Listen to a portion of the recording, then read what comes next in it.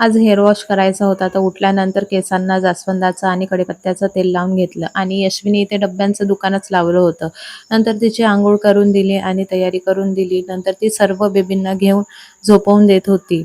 तर आपल्याकडे भाजीपाला नसला की एकच प्रश्न असतो की आज भाजीला काय बनवायचं? तसं आपल्या घरी भरपूर सारे ऑप्शन असतात भाजी बनवण्यासाठी, पण ते आपल्या लक्षातच येत नाही. आपण फक्त फ्रिजमधल्या भाजीपाल्याकडे लक्ष देतो आणि तेच बघतो आणि मग कन्फ्यूज होतो की आज भाजीपाला नाही आहे तर काय बनवावं. तसं आपल्याकडे टमाटर आणि कांदे असले तर आपण भरपूर सारं काही बनवू शकतो.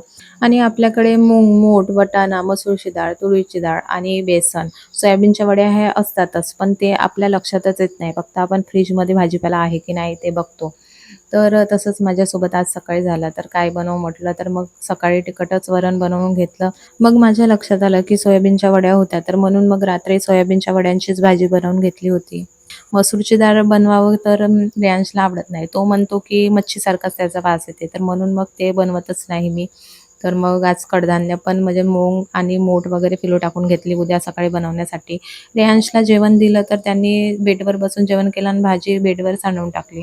मग बेडशीट चेंज केली, रेयान झोपला आणि यशवी आपल्या दादाला झोपवून देत होती. तर आजच्यासाठी एवढंच. बाय.